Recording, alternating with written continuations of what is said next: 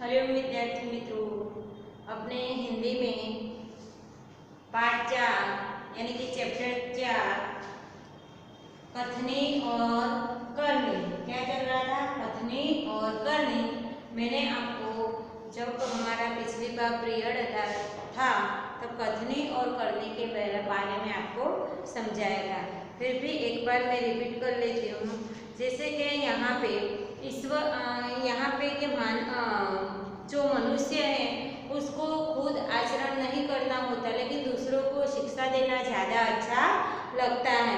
इस तरह कथनी का मतलब है जो कहा जाता है। कथनी का अर्थ क्या है? जो कहा जाता है वो। और करनी जो हम करते हैं वो। जैसे अपने कहते हैं जैसे हम कर्म करते हैं वैसे भुगतते हैं, वैसे ही इसमें भी ऐसा संदेश दिया है कि दूसरों को अच्छी बातें सिखाना बहुत आसान है।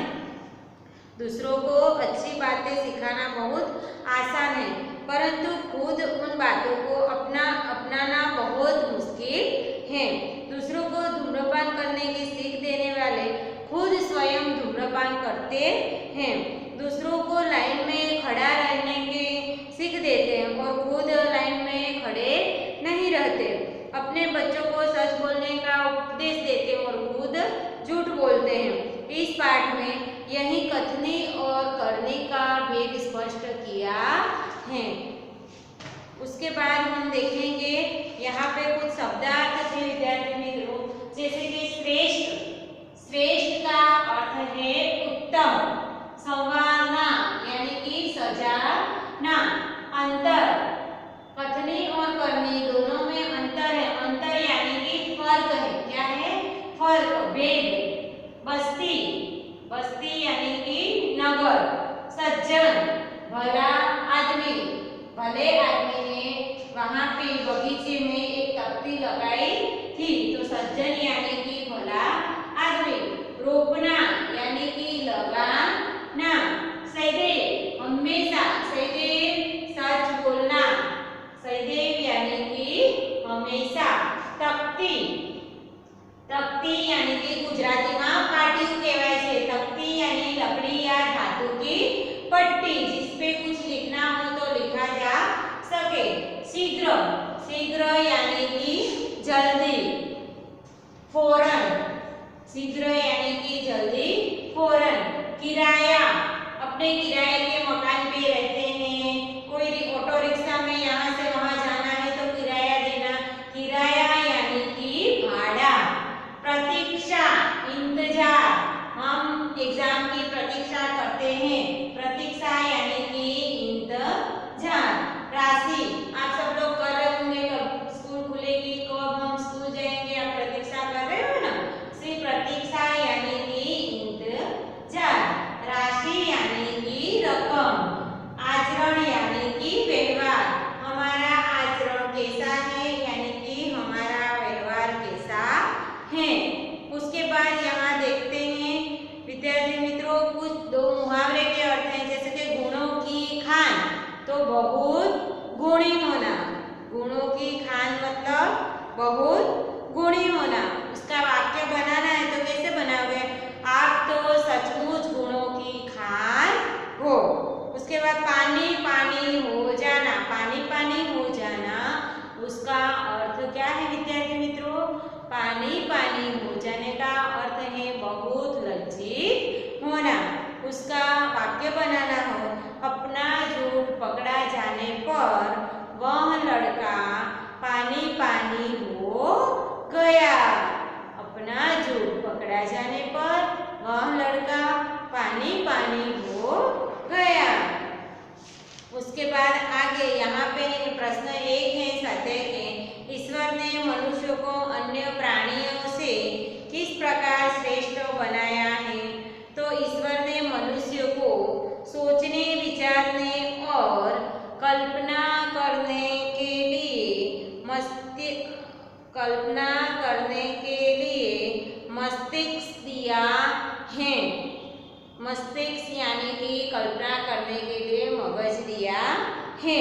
उसने मनुष्य को अच्छे बुरे निर्णय करने के लिए विवेक बुद्धि दी है। हम मगज से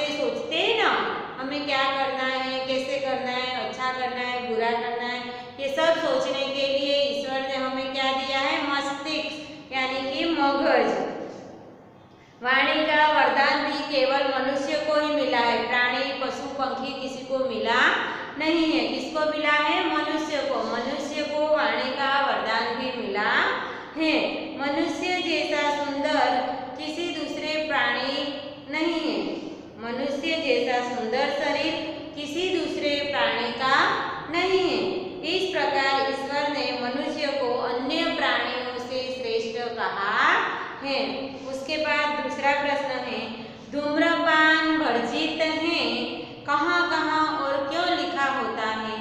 धूम्रपान करना वर्जित है, कहाँ कहाँ लिखा होता है? तो धूम्रपान करना वर्जित है ये ऐसे बसों और रेलगाड़ियों जैसे सार्वजनिक वाहनों में लिखा होता है। अस्पतालों, सिनेमा गृहों और दवाखानों में भी धूम्रपान न करने की चेतावनी दी जाती है।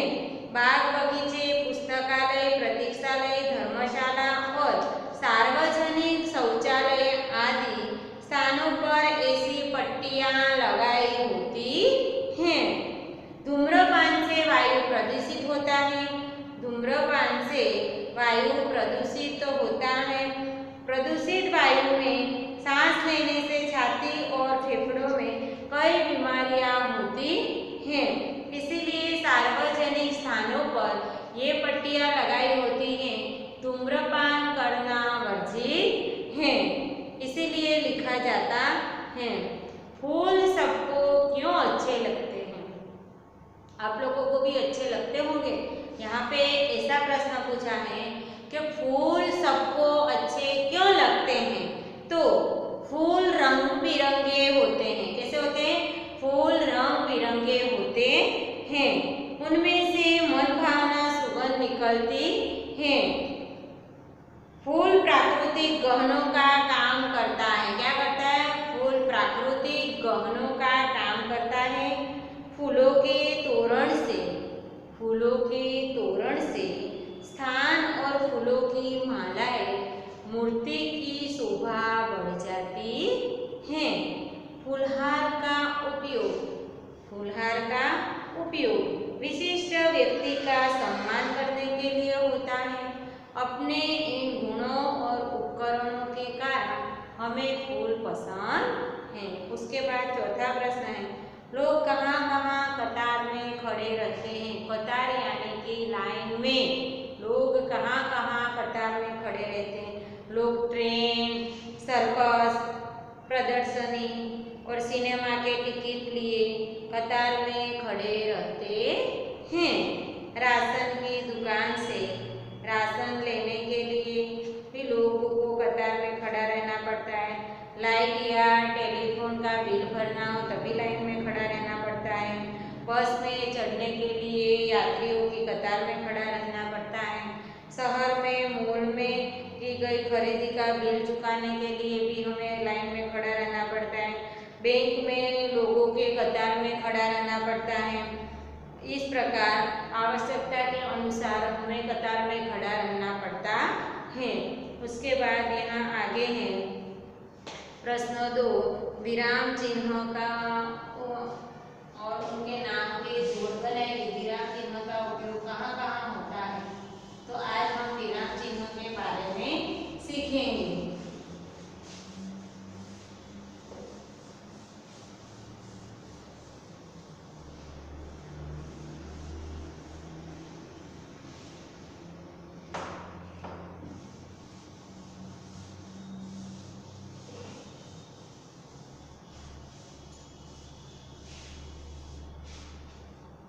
यहाँ पे प्रश्न 2 है विद्यार्थी मित्रों, विराम चिन्ह और उनके नाम की जोड़ बनाइए। यहाँ पे पहला है जैसे कि ये, इसको क्या कहा जाता है? तो प्रश्न सूचक चिन्ह। ये चिन्ह किसका है? प्रश्न सूचक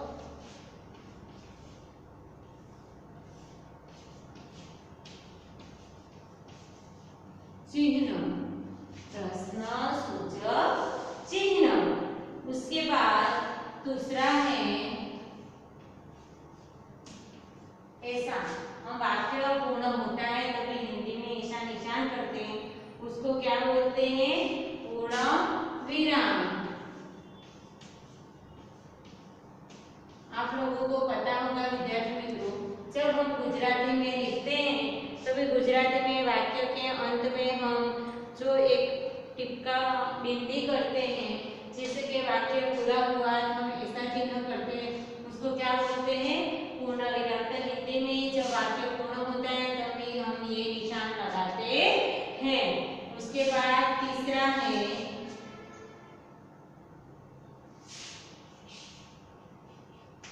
ये कौन सा चिन्ह है? उद्गार चिन्ह।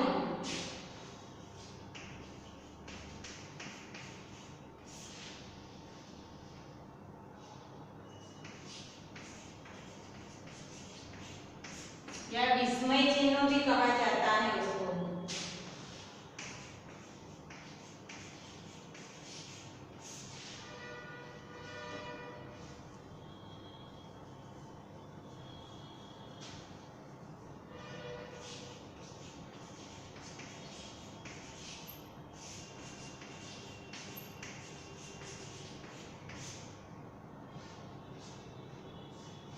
उद्गार चिन्ह और विस्मय चिन्ह दोनों में से कुछ भी कहा जा सकता है। उद्गार चिन्ह भी कहा जा सकता है और विस्मय चिन्ह भी कहा जाता है। उसके बाद है चौथा, तो ये निशान है विद्यार्थी मित्रों। तो वो कौन सा निशान है? ये अल्प विराम।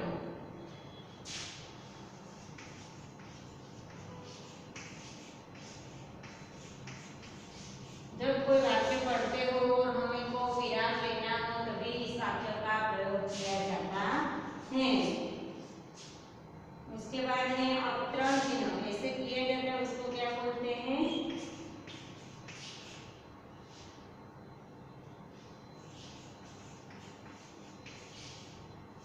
अवतरण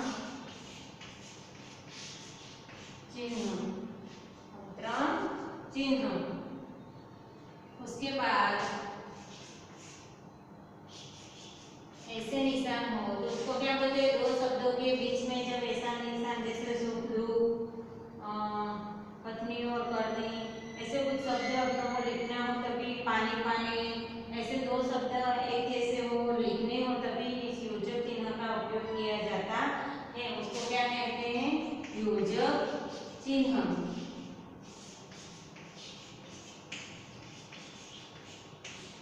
योजक चिन्ह।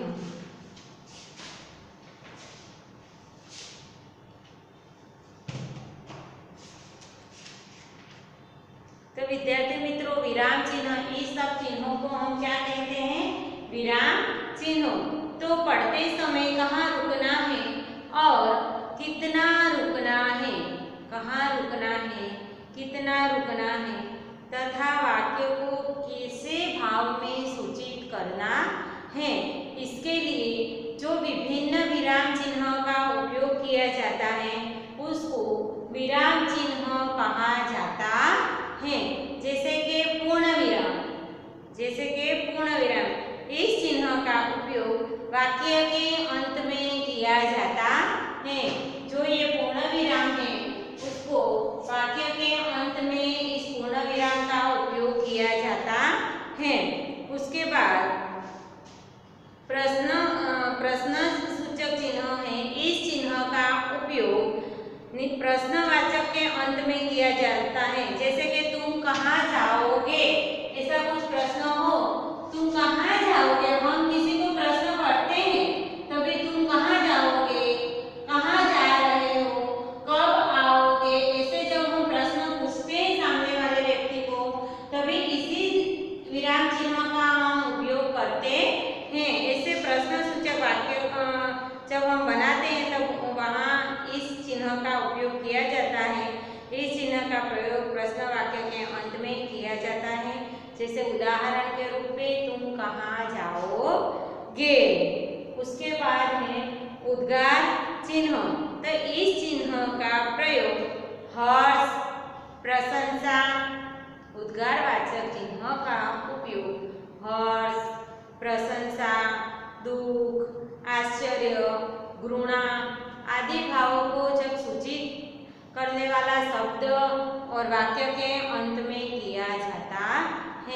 जैसे कि वाह क्या स्वाद है, अपने ऐसे लिखते हैं ना, वाह क्या स्वाद है,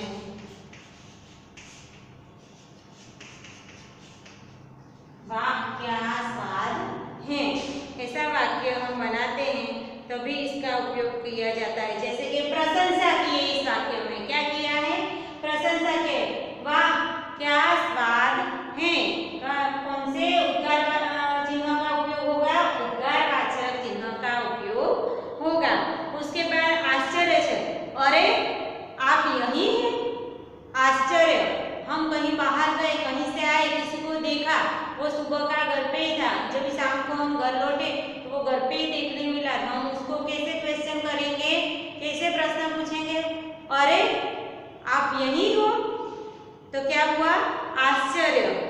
उसके बाद घृणा, छी, यह कितनी गंदी जगह है, हम कहीं बगीचे में गए हैं, कोई गार्डन में गए हैं, कोई वॉशरूम यूज करने के लिए कहीं सार्वजनिक जगह पे गए, तभी हम वहां जाएंगे, हमको अच्छा नहीं लगा, तब हम क्या कहेंगे, छी कितनी गंदी जगह है। तभी क्या हुआ, ये उद्गारवाचक चिन्ह का वहां पे उपयोग होता है। उसके बाद आगे देखेंगे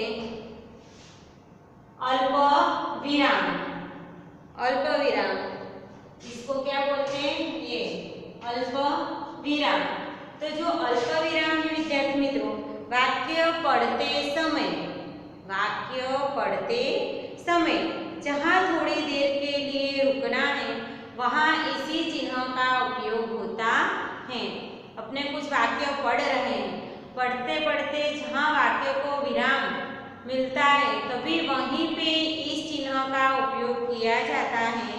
जैसे कि सुभाष चंद्र बोस ने कहा, सुभाष चंद्र बोस ने कहा, तुम मुझे खून दो मैं तुम्हें आजादी दूंगा। विराम आया ना वाक्य में, सुभाष चंद्र बोस ने कहा, क्या मिला, विराम, वहां पे क्या आया, विराम चिन्ह, तुम मुझे खून दो मैं तुम्हें आजादी दूंगा, तभी यहाँ पे अल्प विराम चिन्ह का उपयोग किया जाता है।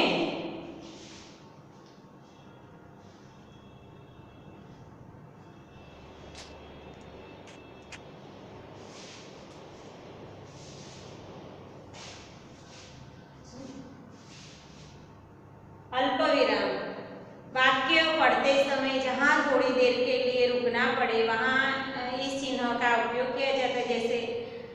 जैसे कि अपने 2-3 वाक्य लिखने हैं, विज्ञान गणित भूगोल, विज्ञान गणित भूगोल मेरे प्रिय विषय हैं, तो क्या आएगा, अल्प विराम, क्या आएगा, अल्प विराम। जैसे कि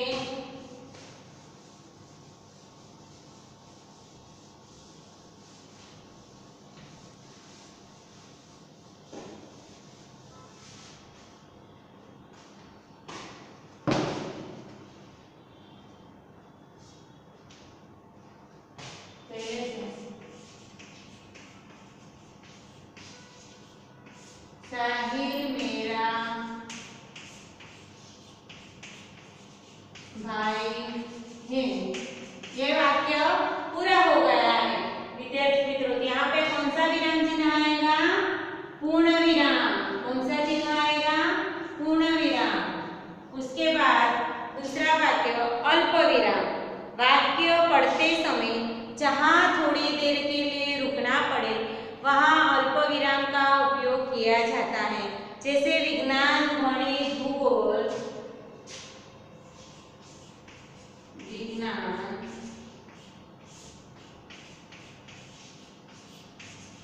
गणित भूगोल मेरे प्रिय विषय हैं।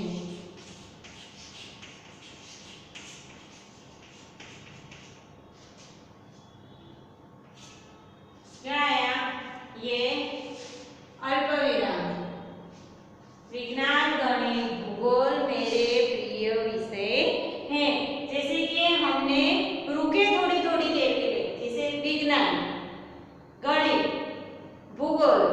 मेरे प्रिय विषय हैं। उसके बाद आएगा प्रश्न सूचक चिन्ह। इस चिन्ह का प्रयोग प्रश्न वाक्य के अंत में किया जाता है। जैसे कि किसी को प्रश्न पूछ रहे हैं हम, तुम कहाँ जाओगे?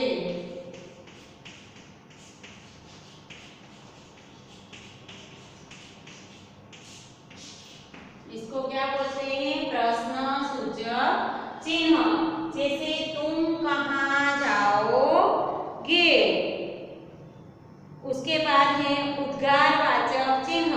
इस चिन्ह का प्रयोग हर्ष, प्रशंसा, दुख, घृणा, आश्चर्य ऐसे भावों को सूचित करने वाले शब्द अथवा वाक्य के अंत में उद्गारवाचक चिन्ह का प्रयोग किया जाता है। जैसे कि वाह क्या स्वाद है।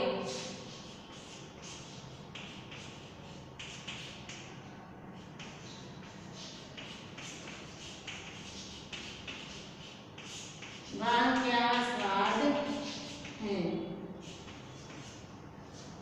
वाह क्या स्वाद है। उसके बाद अरे आप यही हो।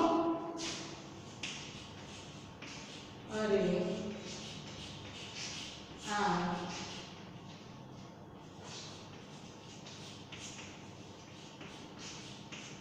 यही हो। ये आश्चर्यजनक वाक्य बना।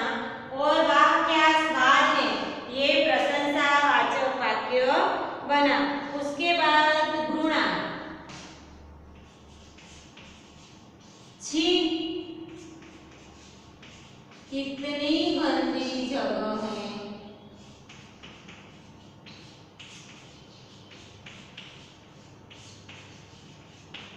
छी कितनी गंदी जगह है। उसके बाद अवतरण चिन्ह। जब किसी के कहे गए शब्द को ज्यों को त्यों लिखना हो तब इस चिन्ह का प्रयोग किया जाता है। जैसे कि सुभाष चंद्र बोस ने कहा, तुम मुझे खून दो, मैं तुम्हें आजादी दूंगा।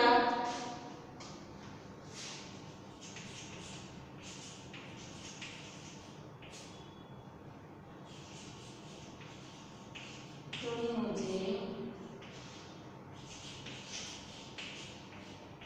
खून दो,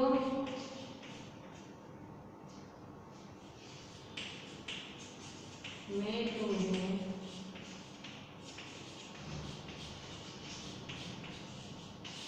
आजादी दूंगा। अवतरण चिन्ह पूर्ण। तुम मुझे खून दो, मैं तुम्हें आजादी दूंगा।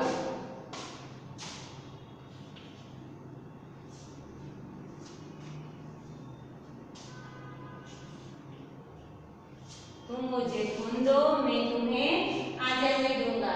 जब ये दो वाक्य किसी का कहा गया वाक्य है तभी इसमें अवतरण चिन्ह का उपयोग किया गया है। उसके बाद योजक चिन्ह। तो इस चिन्ह का प्रयोग शब्द को जोड़ने के लिए होता है। जैसे कि सुख दुख,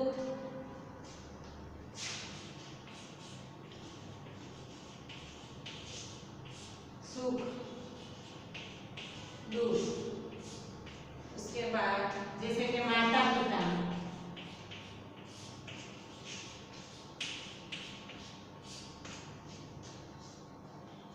सुख दुख, माता पिता, पाप पुण्य,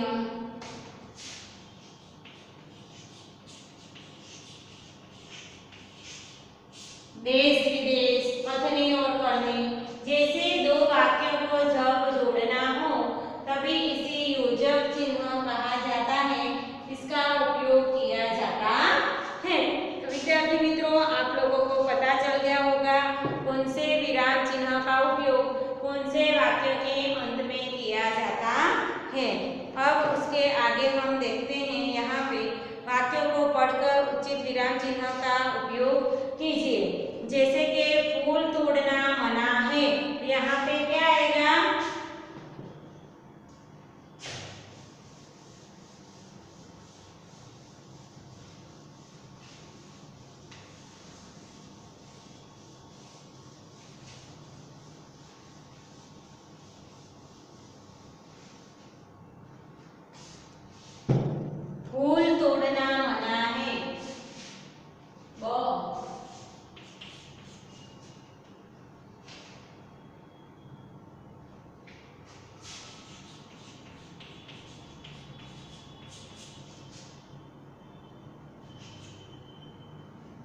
बे ब फूल तोड़ना मना है तो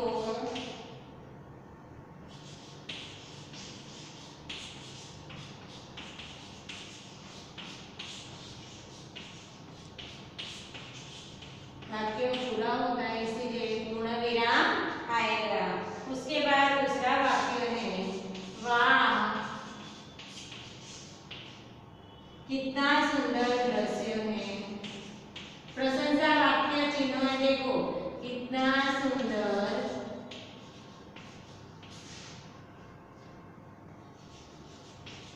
दृश्य है,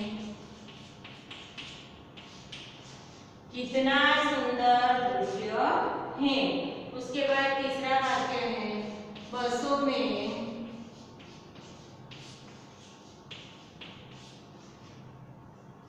लिखा होता है,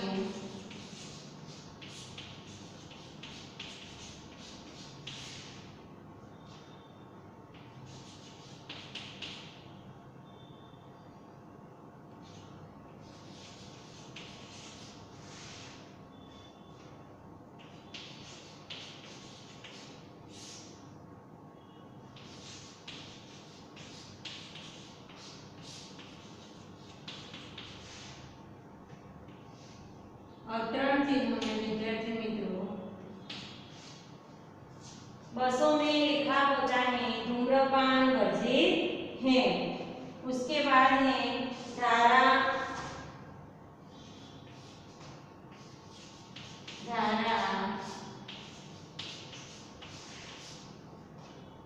रात दिन पड़ती है। कौन से चिन्ह का उपयोग किया है यहाँ पे? तो योजक चिन्ह का, रात दिन लिखा इसलिए योजक चिन्ह का उपयोग किया है। उसके बाद आगे है पांचवा पौधे बारिश में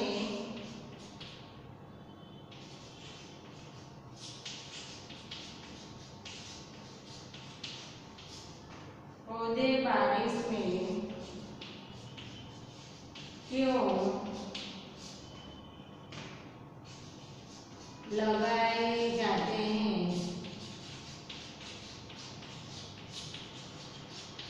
यहाँ पे प्रश्नवाचक चिन्ह लगाया गया है, पौधे बारिश में क्यों लगाए जाते हैं। उसके बाद विद्यार्थी मित्रों प्रश्न 3 है, यहाँ पे लिखा है निम्नलिखित वाक्यों में से जातिवाचक संज्ञा के आसपास चिन्ह कीजिए। तो यहाँ पे प्रश्न 3 है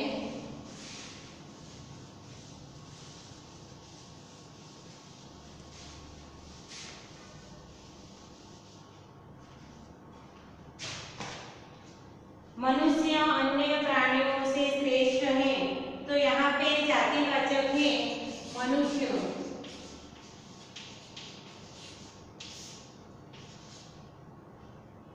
मनुष्य की जातियां हैं जातिवाचक। उसके बाद दूसरा है शिल्पा ने 4 पौधे लगाए, शिल्पा ने 4 पौधे लगाए, तो पौधे जो है उसपे गोल कीजिए। उसके बाद तीसरा है शहर के लोग सुबह शाम टहलने जाते हैं। शहर जो है वो जातिवाचक है, उसपे गोल कीजिए। उसके बाद चौथा है फूल सबको अच्छे लगते हैं, तो फूल क्या है जातिवाचक, उसको गोल कीजिए। उसके बाद आगे विद्यार्थी मित्रों दिया है प्रश्न 4 कथनी और करनी में समानता रखने में मुश्किल आती है या नहीं, चर्चा कीजिए। उसके बाद प्रश्न 5 है परिच्छेद पढ़कर प्रश्न के उत्तर दीजिए। तो विद्यार्थी मित्रों इस परिच्छेद को पढ़कर फिर आपको उत्तर लिखने हैं। आप लोग घर पे होमवर्क में लिखना, इसी परिच्छेद में से उत्तर ढूंढकर लिखने हैं। उसके बाद जो स्वाध्याय दिया है वो जब हमारा नेक्स्ट पीरियड आएगा तब मैं आपको करवाऊंगी। आज का ये लेक्चर यहाँ पे पूर्ण करती हूँ। नमस्ते विद्यार्थियों।